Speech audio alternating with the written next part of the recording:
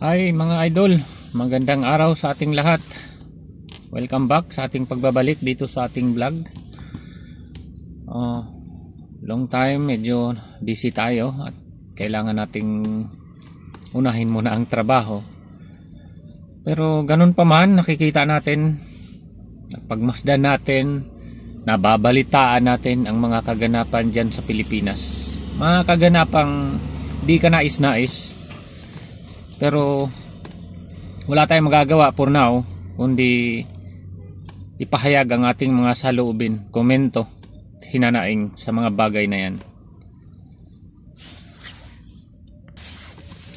So unahin natin sa pagtalakay ang mga pinakahuling nangyari kagahapon, no? Walang iba kung hindi ito ang mainit na usapin ngayon, itong pagkaka-impeach ng ating Vice Presidente. So na-impeach siya dyan sa sa Kongreso dahil sa 150 votes ng mga congressmen. Actually expected na natin yan kasi noon pa man, matagal na during the investigation or during the nung pinatawag siya para imbestigahan, tanungin about sa kanyang fund na nagamit 2002, 2003, I think. Yung mga late na pinag-usapan, matagal nang nangyari. Diba? So wala naman iba silang layunin dun eh. Yun na yung pinaka-mindset nila na imbestigahan, imbitahin at gawan ng mga malisyosong komentaryo at mga pagtatanong para gawing bitag din against sa kanya. So hindi na tayo nagtataka. So siguro dahil sanay tayo na makinig sa mga actual na hearing, kaganapan, doon pa man makikita mo na ang kanilang mga naratibo kung saan talaga ang balak nilang gawin or saan patungo gusto nilang dalhin ang isang sitwasyon. Ang sa atin lang naman, yung 152 ba na bumoto para ma-impeach siya, parang nakaka-insulto naman yon kasi sobra talagang nakaka-insulto, what I mean. Dahil unang-una, 32 million Pilipinos ang bumoto dyan. So yung mandato na yon ay hindi basta-basta. Nilagay ka dyan ng 32 million. 32 million. Which is ang pinakamalaki at pinakamarami sa kasaysayan na bumoto sa isang elected official. So from that perspective, makikita mo na maraming nagtitiwala, maraming umaasa, at maraming humahanga, hindi lamang sa hindi pa nagawa, kung hindi, lalo na ngayon na may nagawa na siya sa ating bansa bilang pangalawang pangulo. So nakikita natin na paano nila binaboy ang mga mamayang Pilipino para gawin na lang basta-basta yon. Yan ang number 1. 32 million, imagine gaano karami yan. Tapos itong mga mambabatas na hindi ka naman magtataka dahil mga mga red yan, mga yan kahit nga si Congressman Castro, umami naman talaga siya na makakaliwa siya, di ba? Doon sa nakaraang debate nila sa GMA. So inamin naman talaga nila at proud pa nga sila na makakaliwa. NPA kumbaga, frontliner lang sila dahil sila ang mga CPP NDF na mga nasa gobyerno nakapasok kumbaga. Makikita mo naman sino ba ang nagpasa o sino ba ang nagsumite at sino ang gustong-gusto talaga na ma-impeach siya or malagay sa kapahamakan. Unang-una si Castro. Tapos si Raul Manuel, 'di ba? Si Brosas. Mga yan, mga NPA naman ng mga yan. So hindi ka na magtataka. Dahil sa gusto nilang pabagsakin ang gobyerno, mag-away-away ang gobyerno, at papasok sila. Doon sila doon sila kilala. Either sakay sa panahon, kaya nga terorista na ang mga NPA, di ba? Na-categorize as terrorist dahil yan ang mga nila na sa isabotahe anuman ang kalagayan ng isang gobyerno. Hindi lang naman yan ngayon previously ganun din naman sila. Ngayon lang dahil sobra-sobra na silang inispoiled kumbaga ng speaker dyan sa Congress. Wala namang iba kundi si Tamba, di ba? So mga niya yan attack dog. So dahil sa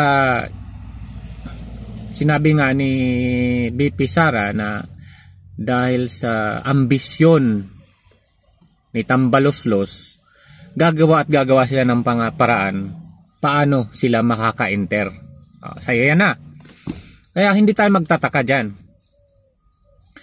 At ang tandaan natin na ang number 1 dyan na kumuha ng mga signature para sa impeachment ay si Garin, si Congressman Garin.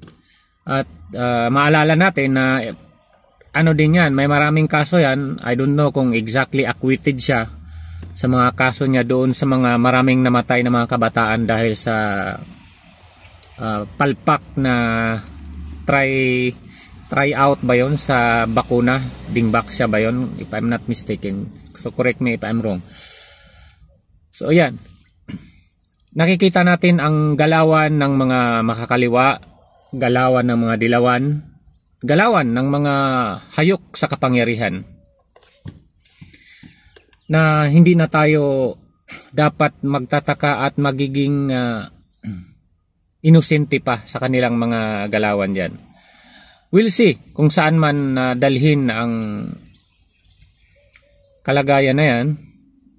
Hopefully, pagdating naman sa Senado, magiging pata sila after nilang ma-review ang article of impeachment. So, tatayo sila doon bilang mga hurado. So, kagaya ng mga previous impeachment scenario, di ba? Makikita natin kung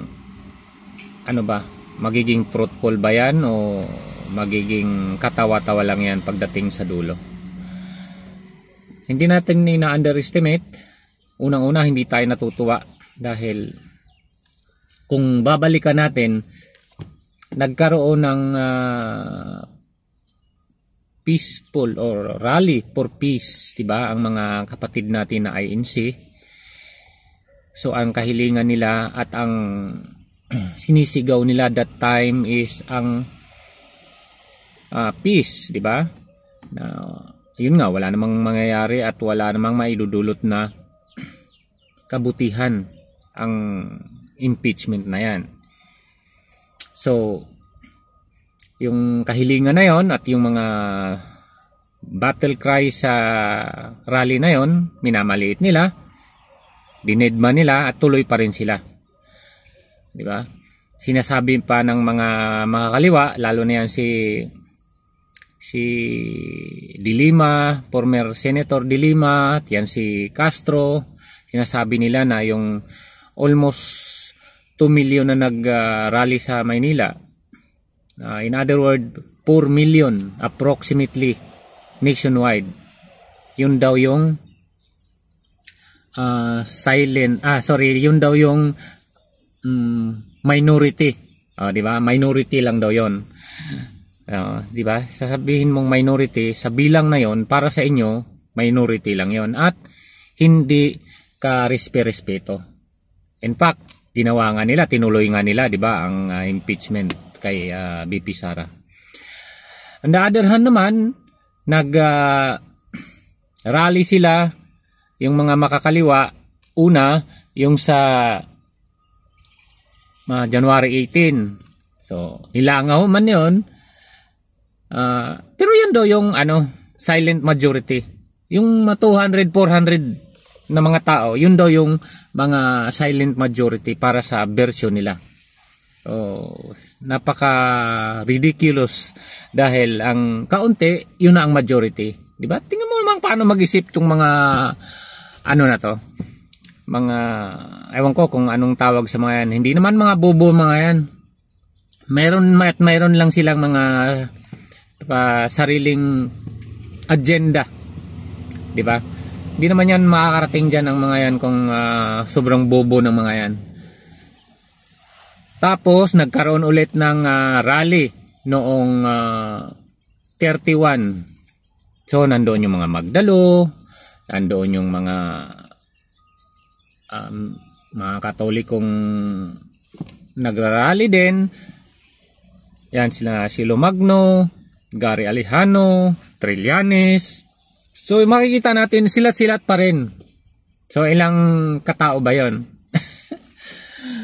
Sabihin na natin, ilpalagay na natin na 5,000 kung umabot man ng 5,000. More or less, yun naman ang pagtataya ng mga pulis. Although it was a peaceful, natapos ng peaceful, tahimik, pero at the end of the day, makikita mo na yung sinasabi nilang silent majority, 4,000. 4,000 compare doon sa 4 million. Nakikita mo? Makikita mo kahit isa kang ordinaryong Pilipino, kahit ordinaryo ka lang na mamamayan dyan sa Pilipinas for now, kung hindi ka magtanga-tangahan din at magiging aware ka, kasi noon okay lang na magiging inosente tayo eh. Wala pa tayong mga sources of information. Although ngayon maraming fake news, pero napakaraming totoong balita din talaga. Diba? So, again, 4 million versus 4,000. Tapos sasabihin nila yung 4,000 is silent majority. Wow! Magic! So, ano pa ba ang nangyari? Nitong bago ang impeachment, ano ang una nilang move? Na makikita mong tailored talaga. Dahil pinatawag nila yung 40, at least 40 na mga vlogger. Kahit kuno gusto nilang magkaroon ng regulatory framework sa social media, sa vlogging, or kahit ano pa ang tawag nila. 'Di ba? Pero bago nila pinatawag yung mga yon, inakusahan na nila na mga narco vloggers, pugo vloggers, trolls, at kung ano-ano pa man. So, dahil sila mga congressman, nasa kapangyarihan sila, pag sila nagbitiw ng salita against doon sa mga ordinaryong vlogger, okay lang sa kanila, di ba? Iakusahan yung mga yon. Ngayon, sasabihin nila na para makaiwas sa mga fake news. Bakit? Ano ba yung sinasabi nila ng mga pugo vlogger at mga narco vlogger? Hindi ba fake news yon? Fake information yon? O direktang pag-aakusa yon? O pagsikil sa karapatan para ipahayag mo ang iyong mga saloobin at punain ang sino man at kung ano man ang kaganapan dyan sa gobyerno sa Pilipinas? Buti na lang, marami doon ang hindi dumalo. Otherwise, kung dumalo ka doon at nagkaroon ka ng time to express yourself, sumagot ka sa mga katanungan nila at dadalhin ka nila sa punto na magagalit sila at ikaw din makapagbitiw ng mga, sabihin na natin, na mga demeanor o mga nakakainsulto para sa kanila, ano ang idideklara nila sa'yo? I-cite in contempt ka. Ngayon, pag na-cite in contempt ka, makukulong ka. Pag nakulong ka, wala kang access sa cellphone mo, hindi ka na makapag-vlog. Ngayon, pag hindi ka na makapag-vlog, yun na yung time na i-impeach nila si Sara. Diba? So ngayon, palpak sila dahil hindi nag-attend yung karamihan doon sa inimbita nilang mga vlogger. Nangyari na in-impeach si Sara sa Kongreso, kaya tuloy-tuloy tayong makapag-vlog at magkakaroon ng boses ang mga ordinaryong Pilipino at punahin sila sa kanilang mga kababuyang pinanggagawa dyan ng mga crocodile sila, di ba? Buti na lang dahil hindi sila nagtagumpay doon sa mga imbitasyon nila at dahil mga attorney at mga lawyer at alam din naman ang mga batas, karamihan dyan sa mga vlogger na inimbita nila, nagpunta sa Korte Suprema. So ngayon, patuloy na magkaroon ng mga vlogger, patuloy na makapagpuna sa mga kapalpakan nilang pinagagawa diyan dahil hindi nila napakulong o hindi nila na cite in contempt. 'Di ba? So, buti na lang talaga dahil patuloy tayong makapag-vlog. Walang problema sa akin, hindi man tayo sikat, pero yan siyempre yung mga sinusuportahan nating mga vlogger na mga maraming following, di ba? So sila ang nakapagpatuloy na ipaabot sa mga ordinaryong Pilipino sa loob at labas ng bansa anuman ang transparent na nagaganap dyan sa Pilipinas. Either nakakabuti o nakakasama man naman sa bansa. Kami dito nasa ibang ibayo, nasa malayong lupain, alam namin ang nagaganap na may in fairness, kumbaga, fair sa pananaw ng nagbablog, kahit naman anti-Duterte sila or pro-Duterte, open naman tayong makinig kasi marunong tayong kumilatis kung anuman ang tama at mali. Yan ang pagkakaiba ng mga Pilipino noon at ngayon. Ngayon, hindi na tayo bulag sa mga pangyayari. Marami na tayong source of information. Maliban na lang kung ikaw talaga mismo sa sarili mo, magtanga-tangahan ka, paka-inosente ka, kumbaga, kahit maraming way na para malaman mo ano ba ang tama at mali. Ano ba ang dapat nating gawin dyan sa ating mga nasa gobyerno ngayon. Kahit alam natin na hanggang salita lang tayo, at least, di ba, nakapagpahayag tayo ng ating mga saloobin. Malaki ang magagawa, malaki ang maitutulong hanggat mulat ang mamayang Pilipino. Pabigyan ko kayo ng example, 125 million confidential fund. So yan talaga ang pinaka-base o pinaka-basihan nila para dyan sa impeachment na yan, na kuno ito ay winaldas, kuno ito ay hindi na hindi na igasta ayon sa mga rules or ayon sa kung ano-anong mga sinasabi nila. Confidential fund nga, majority dyan Pag confidential fund, confidential, di ba? At higit sa lahat, meron namang COA. So under naman sa COA ang mga bagay na yan para pagdesisyonan. In other word, nakalutang pa yan Wala namang sinasabi na ito ninakaw, wala namang sinasabi na ito ay binulsa, wala namang sinasabi na may krimen na ginawa. Pero para sa kanila, ginawa nila yon na basihan para ma-impeach dahil daw ay betrayal of public trust, kung ano-ano pa. Example lang yan. Samantala, itong si Commissioner George Garcia, naalala nyo? Garcia, ang commissioner ngayon sa Comelec, nagsunog ng 135 million in one day. Bakit? Dahil doon sa inimprinta nilang maling mga balota na ang nagkahalaga ng 135 million. Kita mo, sinunog isang araw dahil may mga mali doon sa mga balota. Kanino bang pera yon? Kat pera mo yon, pera ko yon, pera nating mga Pilipino yon. 135 million. Bakit dehin bukikay sila ngayon? Wala silang kibo. Yun malinaw na pagwaldas o pagsayang ng pera. Pero ngayon, 125 million, inimpeach nila kaagad si Sara dyan sa Kongreso. O bakit hindi nila pinatawag si George Garcia para imbestigahan for aid of legislation, di ba? Na bakit kayo nagsayang ng 135 million na halaga sa balota na mali-mali ninyong inimprinta. At kailangan sunugin yon. Dahil kapag hindi sunugin yon, magkakaroon ng dahilan ng mga tawag nito, mga maaaring doon pa magkaroon ng dayaan sa eleksyon dahil doon sa mga baluta na yon. Mali-mali nilang inimprinta.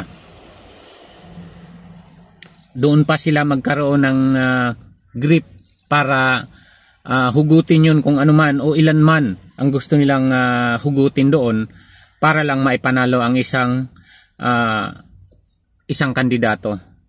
'Di ba? Another corruption yun pag nagkaganon. Another dagdag bawas yun pag nagkaganon. So kailangan sunugin yun. So ang bottom line, winaldas sa palpak at mali na imprinta, kailangan sunugin. Worth 135 million. Diba? So ikaw, ako, alam natin yan. Dahil tayo ay mulat na sa mga pangyayari sa ating pamahalaan ngayon. Makikita natin. Kailangan nating magiging mapagmatsyag sa anuman ang susunod pa na mga kaganapan diyan sa nangyayaring impeachment. So, kung hindi man nila naipasa yung article of impeachment kahapon, so today or next day, ito sa mga darating na araw, titingnan natin kung ano ang magiging kaganapan sa Senado. Although magkakaroon na ng break, magkakaroon na din ng busy schedule sa mga senador dahil eleksyon na, we'll see paano magkaroon ng quorum sila para i-discuss or magkaroon ng trial, kumbaga, pagdesisyonan ang impeachment, article of impeachment na yan. Tingnan natin kung ano man ang magiging rules and regulation na gagawin pa nila prior sa pagkakaroon ng pagdinig sa impeachment case na yan. So, yan lang muna hanggang sa ngayon. Muli, magpapasalamat ako sa inyong suporta, sa inyo na mahilig sa mga ganitong usapin, at sa inyo na hindi pa ganun ka-aware sa anuman ang mga kaganapan. Maaari kayong mag-subscribe, like, share, and comments. Wala namang bayad yan. Magkaroon tayo ng malawak na kaalaman sa kaganapan, sa totoong pangyayari sa ating bayan. Wala tayong ibang hangad dito kung hindi tayo ay magiging maalam at magkaroon tayo ng sariling pag-iisip na ayon sa tama at nararapat gawin sa mga desisyon natin sa darating na halalan. Maraming salamat. Hanggang sa muli. Paalam.